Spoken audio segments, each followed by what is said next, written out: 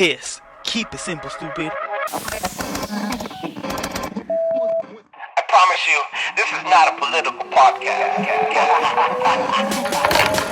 Jump from the deep end of the pool, set up the mood. Paranoi Radio, set up the mood.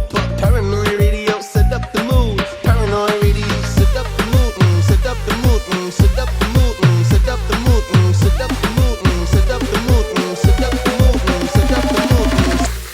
Let's make them pauses into the bank of knowledge. Welcome back to Paranoi Radio. Whoa. Paranoi Radio is no more.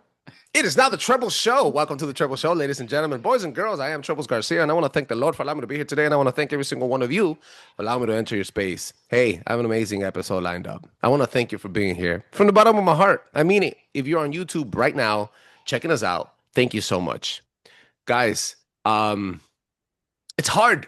Hard times. Hard times for a lot of people. Hard times for a lot of people across the country. Hard times for about a lot of people in the local level. So check on your boys. Guys, dudes' lives matter. Check on your boys.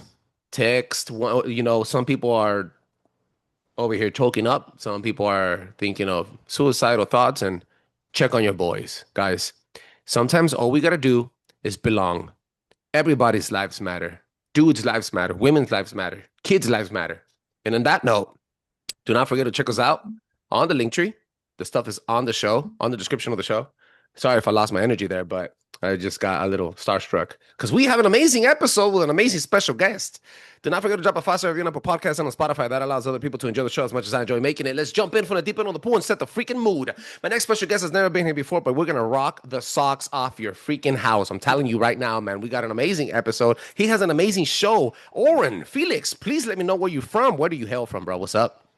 Well, first off, thank you so much for inviting me on tonight. Super pumped to get to hang out and chat with you a little bit. But like you said, my name is Orin Felix. I'm currently one of the co-hosts of the Bizarre Encounters podcast with my friend Shane Jones. So I come from North Carolina, grew up in Eastern North Carolina, currently reside in Raleigh. Moved here for college and kind of just stayed ever since. I'm going to get a little bit more into my background as we kind of go through the story tonight. But, kind of always been interested in aliens and the paranormal and strange things like that. And then probably 5 or 6 years ago at this point, I had what I would consider a recovered memory that I'm going to talk about a little bit later. And that kind of got me researching and looking into the paranormal more seriously. And through that, I was able to meet a lot of cool people, do some good networking. And through that, I met Shane, and he, was kind enough to invite me on the show as a co-host a couple years ago. So I've been doing that ever since then, and just really enjoying the process and getting to meet people such as yourself. So thank you again for having me on tonight. It's amazing. The show is called The Framework UFO Research Center. Right? So that's UFO? My kind of Instagram handle. The actual show I'm on is Bizarre Encounters. The Bizarre Encounters. Shane is an amazing dude. I've had him. He had me on the show. Actually, he was one of the first ones to ever ask me on any show. And we did it. We kicked some ass out there. Shout outs to Shane and the Bizarre Encounters podcast. You can find the link to that show on the description of this one. Yo, amazing work out there, bro. I have an echo for some reason. Snap. Why is it echoing? What's going on? You sound fine on my end. I don't hear the echo. That's all that freaking matters then. Let's keep it going. All right. Yo, Men in Black, bro. I heard that was your specialty. Well, I don't know about specialty, but it kind of does involve my story a little bit. And, I've told this story on a few podcasts at this point, and everybody's like, man, we hardly ever have people that have Men in Black stories. So I think people are kind of intrigued by that when I, say I've got a Men in Black story. But it's something that happened a long time ago when I was young. And like I said, I had a bit of a recovered memory to kind of kick off this whole thing. So unless you got anything else, I'll go ahead and get into the story. Get into it, bro. Let's get the details in. All right, so let's go. All right, so like I said, I grew up in Eastern North Carolina. And I grew up across the creek from Camp Lejeune, which is one of the largest military bases on the East Coast. It's a Marine Corps base. And this story happened in probably like 99, 2000, 2001, somewhere in that range. And it was late spring, early summer. And I was homeschooled. So one afternoon, like me and my mom and my sister were just like sitting in our living room doing schoolwork. And all of a sudden, this white van pulls up in our front yard. In my mind, I remember it being like a white Chevrolet Astro van, like the real boxy mid-90s ones, the van that everybody had. But anyway, so two men get out of this van, and they're wearing black pants, black ties, black sunglasses. They had no jackets on, and they had short sleeve white dress shirts. But, this is Eastern North Carolina in the summer. It's hot, it's humid. So maybe that's why they weren't wearing the full ensemble. But anyway, these two guys start walking around our yard, and they go down to the edge of the creek, kind of where the water met the marsh, almost as if they were looking for something. And my mom said, I'm going to go see what's going on, see what these guys are up to. Take your sister, go hide in my bedroom closet. Oh, wow. If I don't come back and get you guys, run down the road to your aunt's house and call for help. So anyway, it was a few minutes later. It didn't seem like it took that long, like in my 10-year-old brain thinking back on it. And my mom came and got us out of the closet. But what's weird about this is nothing was ever said about the incident. She didn't say what happened when she went outside and encountered these two guys. She didn't say, what they said to her, what she said to them. Even when my dad came home from work that night, like, we didn't discuss it. My mom didn't say, hey, this weird thing happened today, which kind of seems like an odd reaction to something that's at the very least this kind of weird thing that happened. So now we're going to fast forward to probably... Sounds like Mama has a secret. Oh, man. I'm going to kind of get into some thoughts about that. But fast forwarding to probably 2020, 2021, somewhere in there, I was watching an episode of Ancient Aliens, and it was about the Men in Black. And I need to go back and try to find this episode and watch it again. But something in that episode just like hit me. And I was like, oh my God, that happened to me. And I don't remember the exact story they were telling, but something just struck me about this. And so that was, like I said, 2020, 2021, somewhere in there. A few months after that, my father suddenly died.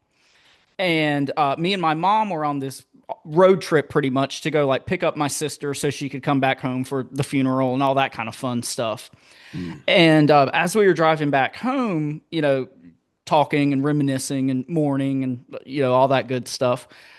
At some point I just said, hey, I've got this thing I think I remember that happened. Do you guys remember this? Did this thing actually happen? I've got to know if I'm just like crazy or did this thing happen? Yeah. And both my mom and my sister was probably like 3 or 4 at the time. And they both said, yeah, I totally remember that happening. And my mom said, yeah, it, played out exactly like I just described it to you. And I said, well, Mom, why didn't we ever talk about this? Like, what happened when you went outside and, confronted these guys? And she said, I have no idea. I have no recollection of what happened when I went out and talked to these guys. And she like kind of joked that she was zapped by the Men in Black. That's what happened. Yeah, so that's kind of the broad strokes of the story, and I've got some other kind of background and research and information that I've done since then, but is there anything you want to jump in with before I move on? That is hardcore stuff, because the mama remembers. See, damn, dude. I feel like I'm a conspiracy theorist, but I'm telling you, they tell us exactly what they're going to do or what's happening. Soft disclosure. So it's a karmic retribution, so that they don't have to, so that they could skip judgment, if anything. Dude, tell me, what are they though? Did you find out what we can call them? How can we identify what they are? Because it's a phenomena that many people have gone to, like liminal spaces, bro. I'm actually working on an episode called, and this is disclosure here, liminal trees. Yeah, trees are portals, and it's scripture. It's connected to scripture. Scientifically proven. Yeah, I did the freaking research, and I'm telling you, bro, it's freaking nuts. So you doing the research, talk to me, bro. What you find out? Well, so I'm going to talk a little bit about the history of this Marine Corps base to start off with. Whoa. So again, it's called Camp Lejeune. It's located in Eastern North Carolina. It was opened in 1941, and we all know about all the weirdness going on in the 40s. The land for the base was seized through eminent domain. And, whenever you're coming across these kind of conspiratorial ideas, whenever you see, land for anything seized through eminent domain, that's red flags right there. There's this huge class action toxic water lawsuit going on with this base right now. Like all those, TV commercials about you might be entitled to compensation. Like that's going on right now with this base. And that might play into some stuff I'm going to talk about here in a little bit. But anyway, as a child, there was constant like helicopter activity and jets flying over. And these helicopters would do these like training maneuvers and whatnot at night. And they would shoot off these flares that, lit up the sky. And my parents would joke. I remember specifically when I was a kid and all this would go on and they'd light off these flares. My parents would say things like, oh, well, they must be looking for something. And now looking back, I'm like, what? What were they looking for? And actually, one of these flares landed in our yard one time. And I don't know how familiar you are with like military flares, but basically there's like a parachute that's on these flares that, kind of keeps it in the air for an extended period of time. And there's like pictures of me as a kid, like playing in the parachute of this military flare that landed in our yard. Wow. But anyway, at some point when I got older, probably my late teenage years, all this like helicopter activity just kind of seemed to stop like all of a sudden, which is kind of weird in retrospect. And a lot of these things are pieces that I've just like put together thinking back on, at the time I didn't think much about any of this. But also kind of interesting, this military base borders the Croatan National Forest, which is one of 4 national forests in North Carolina. And something else I found out doing research about this, there's kind of legends of a Bigfoot type entity that's seen in this national forest known as the Croatan Man. And when I was a kid, I used to mountain bike in this national forest all the time with my dad. I never saw anything weird, but it absolutely terrified me. Like, scaredest I've ever been was just going mountain biking in this forest with my dad. But anyway, the other national forests in the state of North Carolina are the Pisgah National Forest. And this is known for a phenomenon called the Brown Mountain Lights. And it's like this kind of orb, ghost light, spirit light type situation that's been going on for hundreds of years in this national park. One of the other ones is called the Uwharrie National Forest, and it's known for Bigfoot activity and dogman activity and all sorts of other high strangeness. And the last national forest is called the Nantahala, and it's near the Great Smoky Mountains, which is kind of North Carolina, Tennessee border, and it's also known for Bigfoot activity and a lot of like missing 411 type stuff. So, it's kind of odd to me that people talk about all the weirdness with national parks, state parks, things like that, and then military bases. And you've got both of these things right here together where this situation happened when I was a kid. No such thing as coincidences. Exactly. They place their military situation, the base there for a specific reason. There's mountains, there's forests, there's cemeteries, there's Native American lore. There's, oh man. Okay, high pulsing power here. All right, what else you got, bro? Okay, so we're going to fast forward a little bit again. So a few months after my dad died, it was probably 8 or 9 months later, my mom passed away. And after that happened, my sister was living on the property for a little while so she could just like get everything cleaned up and whatnot. And she started to experience a lot of strange like paranormal activity while she was living there. And it started off small with just like, things going missing around the house. Like she'd hang a dress up in her closet and then couldn't find the dress when she went back to get it. And she had a relatively new car at the time, but the battery kept dying. Like every morning she'd have to go out and jump the battery. Got a new battery, the same thing still happened. And one morning, her and her boyfriend went out to jump the battery.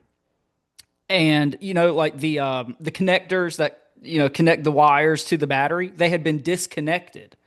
but you would have had to get inside the car and pop the hood and then like take the, frame That's apparatus. very physical. Yeah, it's a very physical thing. Yeah. Yeah. So it wasn't like, this was something that just randomly happened. One day she came home, and on our front porch, there was this flower pot. And the flower pot was shattered, but it was like the flower had been removed. Like all the roots and everything were intact, and it was sat beside the shattered flower pot. So it's not like, a dog came through and knocked this thing over. And then one morning she was like leaving early for the airport. It was like, 4 a.m. And there was a patch of woods on the other side of the property. And she said she heard this, like, sounded like a huge animal or something, almost like bluff charging through the woods. And then it just stopped. But the weirdest one, one night, it was probably like 10:30 at night. She called me like absolutely freaking out. And she said she was laying in bed, and it was almost like a thought beamed into her head. And this thought said, go look on top of the refrigerator. So she got up and she went into the kitchen and looked on top of the refrigerator. And she had 3 like decorative. Let me guess. Go ahead. Not quite. It's pretty weird though. So she had 3 like decorative chickens on top of the refrigerator. I don't know out there in California, but here in the South, old ladies always have like decorative chickens in their kitchens. But anyway, the bodies. Here is it's a portrait of the Last Supper. Every Mexican household has a freaking the Last Supper, Jesus with the heart and the little lights coming out. Well, decorative kitchen chickens are that version for Southern old ladies. Yeah, I hear you, bro. Anyway, so these 3 chickens that she had on top of the refrigerator, like the bodies had been ripped off, and it was just like the sets of 3 legs on top of the refrigerator. Shut up, dude. Yeah, so she was freaking out at this point. I'm trying to talk her off the ledge. I'm like, oh, that's, just some trickster activity. Don't worry about it. You're going to find the bodies in the mailbox in a couple weeks. I don't think she ever found them. But anyway, I was just trying to talk her off the ledge at that point. But in my research, I found out about an Eastern European legend of the Baba Yaga. Not from John Wick, but something else. Are you familiar with this legend? The Boogeyman, the Baba Yaga? No, I just heard it on what's it called? On Cinderella? No. The John Wick, but the new one, the Ballerina. Yeah. Ballerina. Amazing so, movie. In Eastern European folklore, the Baba Yaga is like this witch crone type figure that's known for like abducting children. But what's interesting about it is she's said to live in a clearing in the forest, which is kind of like where my house as a child was stationed. It was in a clearing in the forest. We had woods on one side, the water on the other side. But this is what's interesting. This entity is known for living in a hut that sits on chickens' legs. And I heard about this story just in passing, like on a podcast. And pardon my language, I about shit my pants when like this whole chicken leg motif came up. I was like, that is just such a weird connection. I don't know if there's anything to unpack there, but it's at least weird. Very weird. Explain for the people that do not know. Sits on chicken legs. What does that mean?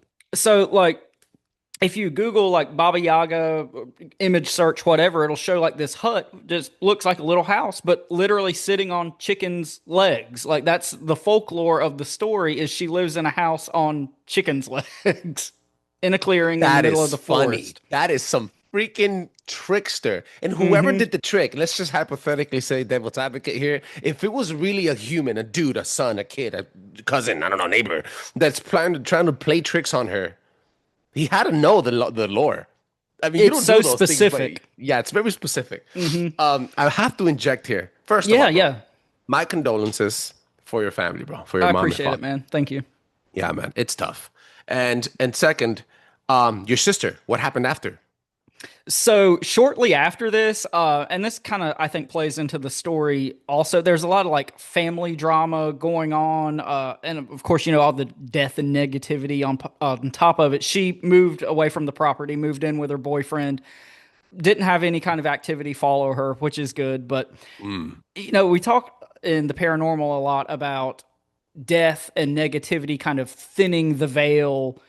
And I almost wonder if, this is maybe an area where there's obviously, I'm not going to say a portal, but like a window area, something like that. A place where the veil might be a little thinner anyway. And I almost wonder if all this negativity and death that was kind of poured into this area on top of it even thinned the veil a bit further. And that's why she started experiencing all these weird things. Quick question. Side quest question. Interesting stuff. You said it was a passing dense forest, small river. Yeah, so flowing, it's like a water? creek on one side, kind of clearing where our house was, and then forest on the other side. Minerals, a lot of stones. Not really. We're kind of like on the coast, so it's not a whole lot of rocks. But I think I know where you're going with this, like quartz deposits and things of that nature. Quartz deposits. So the research I'm bringing in, and I'm just gonna I'm gonna inject some of it in here. Yeah, When you yeah, said absolutely. portals, I honestly think it was a very sensitive area to a portal. It was like a pulsating thing. Hmm. So electric eels are known to produce electric voltage with their cellular tissue, right? Excuse my thick accent here.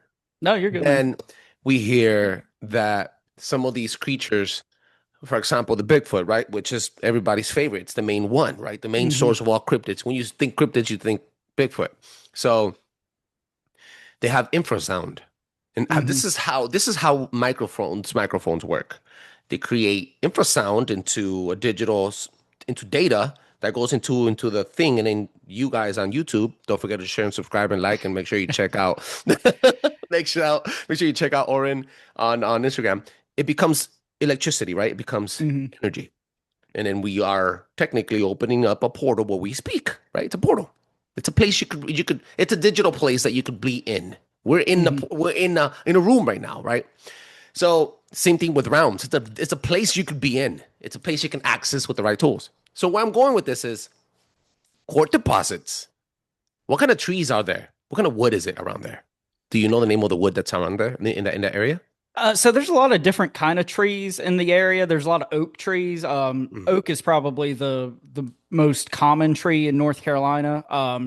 And there's some very large trees in the area. It wasn't like, little undergrowth. I mean, we've got hurricanes that come through all the time this area, and there'd be like huge trees that fell over. So, that gets back to like trees being gateways and portals and things. Some of those trees have veins and mineral veins that when they grow with the minerals.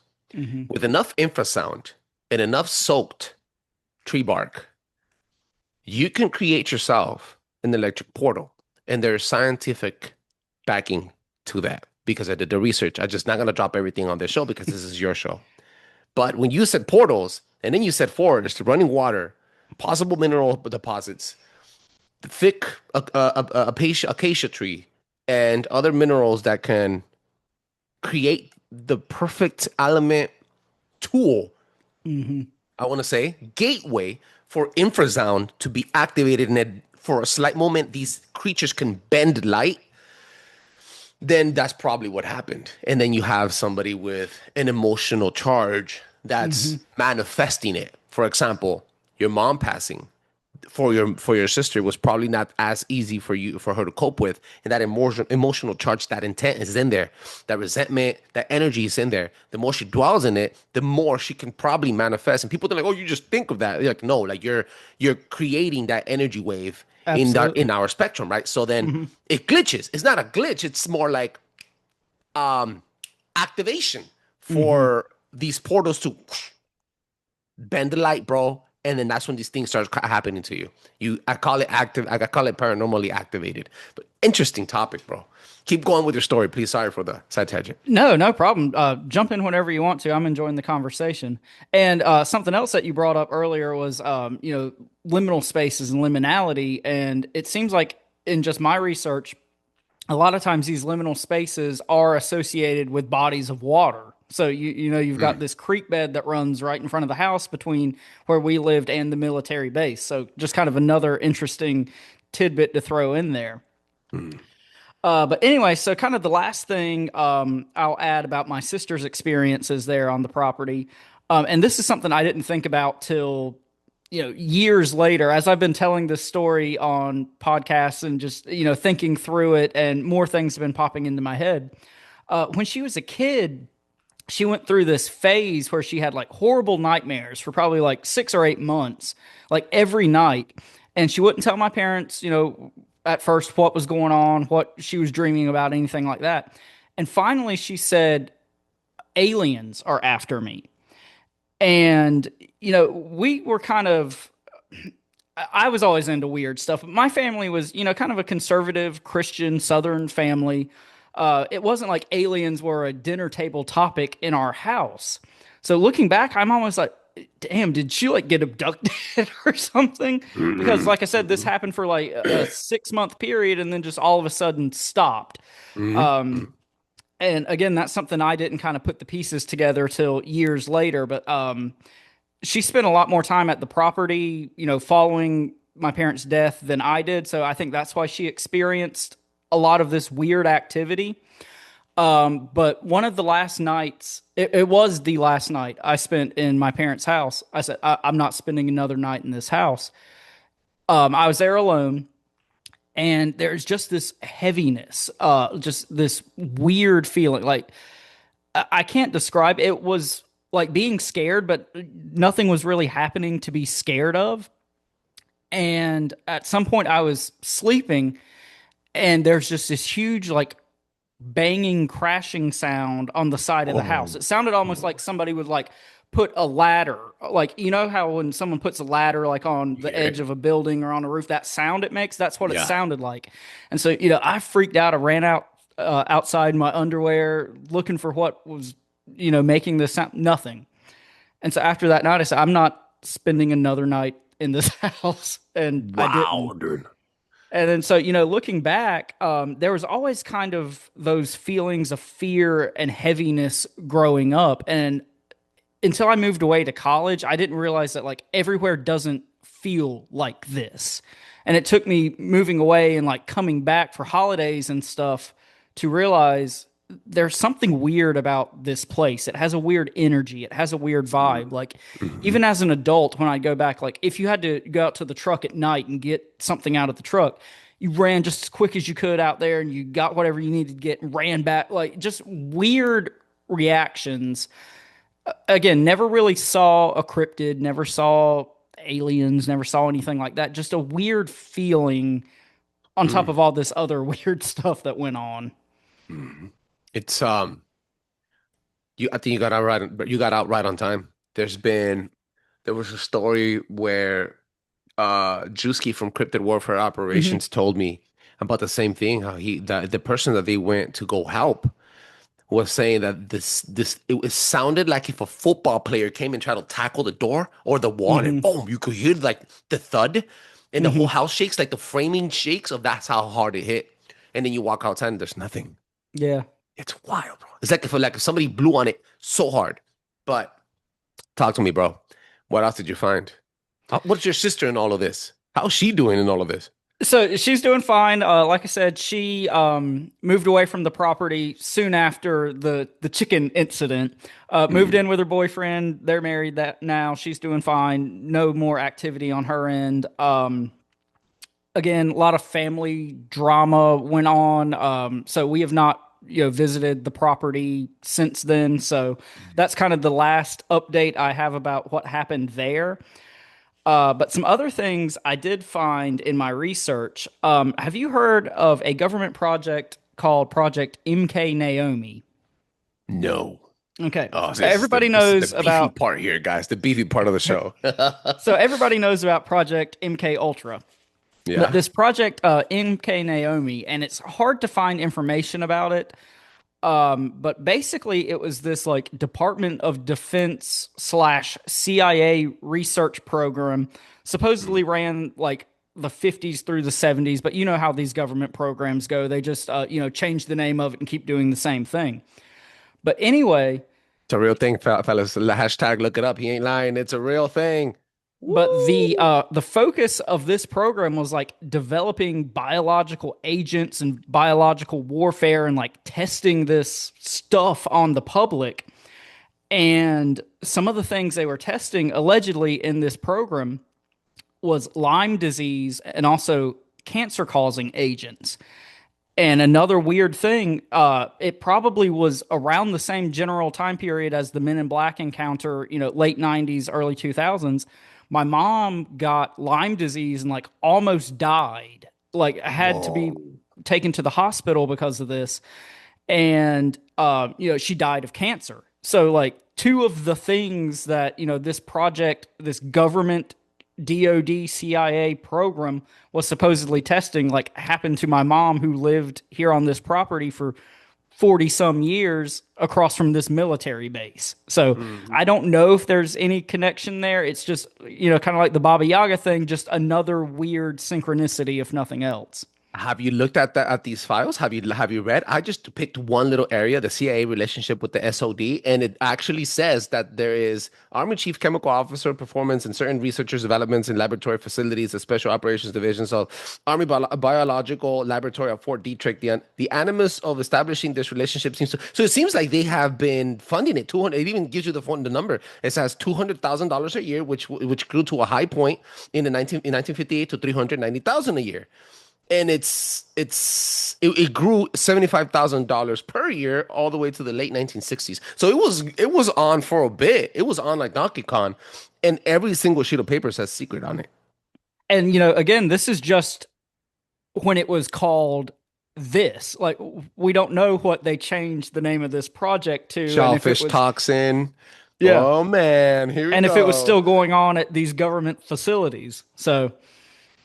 A lot to unpack there, in my opinion. There is. That sheet of paper is getting read tonight. I'm telling you, and I might just do an entire episode on MK-NAOMI. You rocked the house, bro.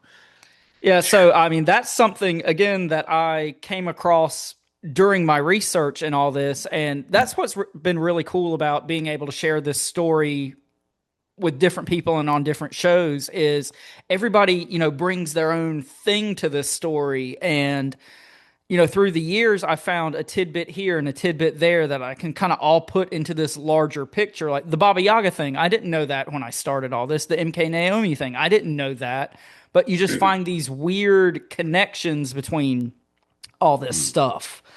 So, kind of where I fall on this is, there's basically two schools of thought with the Men in Black. There's kind of the John Keel, more otherworldly type Men in Black. I don't think that's what I saw, what I encountered. As a child, I remember them being humans. I mean, I didn't get the vibe that they were anything other than human. I think they were some sort of government agents. Mm-hmm. And, at first, I thought they were looking for something like on our property. And as I've told this story on different shows and talked to different people, I don't think that anymore. I think they were seeing what we could see from our property. Because like I said, the base is, just across the creek from where we lived. I mean, I'm not a good judge of distance, but it's, a few 100 yards, I would say. I mean, it's not far. So I think, whenever they were doing these military helicopter maneuvers where they were shooting off these flares at night, they might very well have been looking for something then. And I think they were seeing what we could see from where we were at. Interdimensionally or physically, materially? Like trying to like into the base or like into a freaking realm? I mean, who knows at that point? Because, that's kind of one of my take-home points in all this is I think, state parks, national parks, things like that, military bases, these places, in my opinion, aren't chosen for their natural beauty or their, defense strategic locations. Some of them might be, but I think a lot of these places it's strategic, all right. It's strategic, yes. all right, but maybe not militarily, not too. Exactly. I think in a lot of these places there is something there, and I think this is the government's way of controlling or hiding or keeping people away from these things that are there, whether that be portals, window areas, cryptids, what have you. And I think this is just where I grew up, a weird area where, there's national forests, there's military bases, all in this one area. So what's the city and location? Where is the it? closest city would be Jacksonville, North Carolina. Okay. And, this is, in bumfuck rural North Carolina. There's not really a big city around it, but this is one of the largest military bases on the East Coast, basically in the middle of nowhere for all intents and purposes. And this base is said to be like one of the most haunted places in the state of North Carolina, which is kind of interesting as well. There's nothing I can do. If it would have said 33rd parallel, I would have been like, bro, you're there. No, not quite. I looked that up. You but, looked it up too? Okay. Yeah, so there is some weird like magnetic anomalies. I know you've seen those like magnetic anomaly maps. There is kind of some weird magnetic stuff going on in this area. And that's something I kind of want to dig into a little bit deeper. At some point I would like to do a book or something about, kind of this area and this situation, just, for my own benefit, if nothing else. But so far, that's really kind of the nuts and bolts of the information I've figured out about this area. I'd love to, pick your brain a little bit. What do you think about this? What do you think the Men in Black are? And do you think this could have been a legitimate Men in Black encounter? 100%. 100%. Who am I to tell you no? I'm gonna tell you something, bro. I've seen an ALF, and this is like the 800,000 time I've said that on the show. People probably got tired of that listening, but I've seen an ALF myself. Yeah. And what made it solid for me was my mom's response when I told her, "Hey, I seen an ALF." She looked at me and she said, "Don't ask, don't leave, don't chase, don't provoke, leave it alone. If he lets you see him, leave it alone." Why would you say that, Mom? Why would you say it like that? She goes, "If he comes back, he comes back, but don't interact." Then she went on to tell me the story of Emilio. This is probably like people are going to get tired of listening to the story, but it's real, I swear. Emilio she's from Guadalajara, Mexico. The dude was a neighborhood drunk in the 60s. And what happened was the guy lost 10 years of his life to 6 duendes because he was playing the accordion. When he got back home, I'm just giving you like brief story, right? When he got back home, his wife she was pregnant again. And there was a 10-year-old kid that she called Emilio Jr. She goes, "Well, you've been all this time. You've been lost. You died. Where are you coming from?" He goes, "I'm coming back from the wedding because he went to, originally he was at a wedding. So he came back and he lost track of time." And he told his wife, "Well, you're pregnant? What do you mean? What's going on?" She goes, "This is your son." And Emilio Jr. pops up. And it has the face of the leader of the duendes that stopped him the original night. So they stole his seed, his life, his memory, everything. And I'm like, wow, what did I avoid? Yeah. She goes, "Don't play music for them," basically. That's basically what she told me. Don't play music for them. And I'm not saying like literal music. It's just basically don't entertain the idea. So I was like, what the heck? So when you're telling me that these Men in Black came and your mom, I believe it 100%, bro. 100%. The thing is this. I would want to ask people around your neighbors. I want to do research on that creek, Native American folklore, the base, the military base. Who was in charge of the base at the time? What CIA operations were happening nearby bases to connect it, right? Who was the president of the time too? Because some presidents are more cryptic than others. Believe it or not, some presidents were a lot more involved with alien stories than Donald Trump, for example. Right? Just giving you, Donald Trump is connected to time traveling in the conspiracy world, right? So other people, some presidents are connected to different things. But I completely believe you, and I am 1,000% that was a Men in Black situation. And like many other people, you guys don't remember more than just what happened that night. Well, and that's kind of one of my prevailing thoughts about this whole thing is just how weird everybody's reaction to this situation was. Like, if, just normal, every day you're going about your day and these weird people pull up in your yard, you think you'd at least, "Hey, Dad, this weird thing happened today." And that didn't happen. It was never discussed. Like I said, I didn't remember it until I was watching Ancient Aliens, and it, just recovered this memory, which, is kind of funny. It was like Ancient Aliens that kicked all of this off, but it's true. And what scientific proof do we have that light can alter a memory? That's nuts, bro. Y'all gotta look into that, dude. Yeah. So I don't know, but something in that episode just, like kicked me in the head and I was like, oh my God. And that I led to all have this.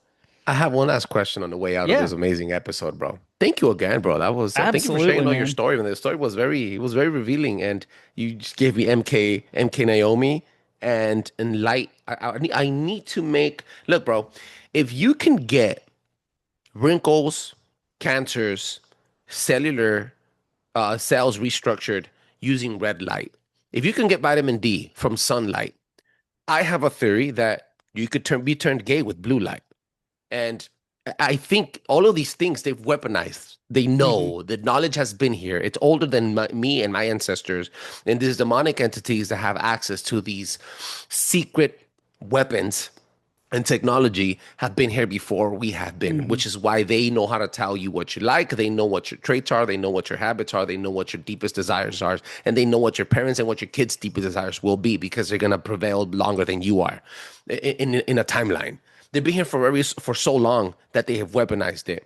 I think that obsidian glass is a weapon. I think that the light, this is why you have temples with acoustic properties, and all of the freaking windows have that glass. And when the sun hits, you feel the different way. Your cells, your emotions, your habits, everythhoing changes. When you walk out of this place, you're a lot more, I want to say, intuitive. You're walking a more righteous path. You have more empathy, something that we're missing and throughout all freaking society right now, right? We don't have empathy no more. We and all this stuff. So I'm not trying to complain here, but if light can have all that impact on your organs, on your skin, I could only imagine what that little light on that little pin can do to the inside of your brain. Yeah.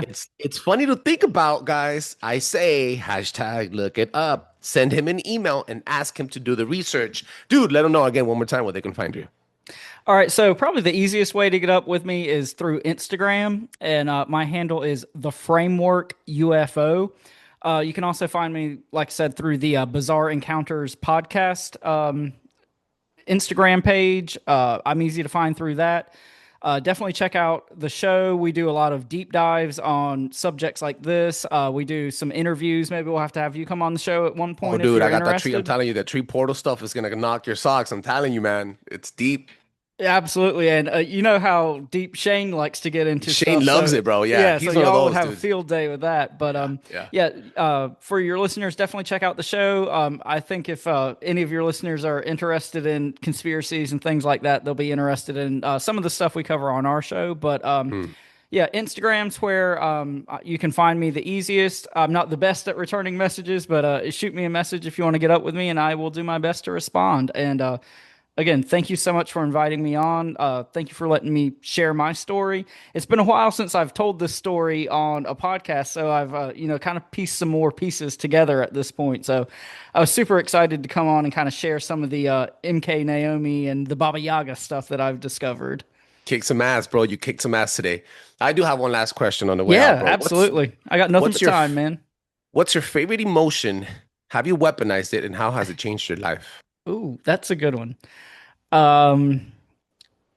So I would think, I'm not this like super bubbly, happy person most of the time, but, kind of like we were talking about through my story, the past few years for my family has been kind of rough. And I think what I've come out of the other side of all that realizing is it's okay for things not to be okay.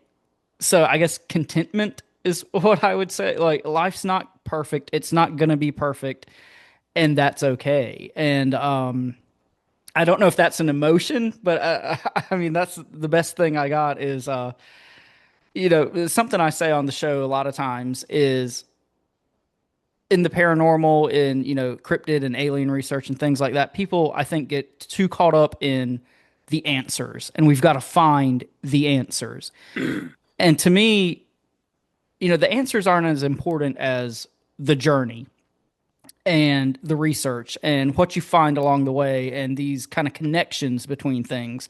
And I think people kind of get caught up with trying to get to some magical endpoint you might never get to, when you could miss a lot of cool stuff along the way. So I think, contentment is what I'd say. It's a beautiful thought, man. Beautiful emotion. Thank you for sharing that, bro. Absolutely.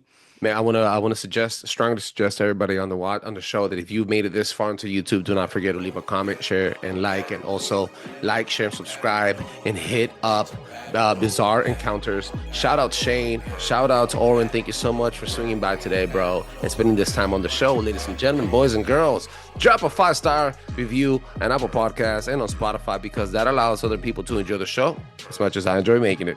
Peace. That was awesome, bro.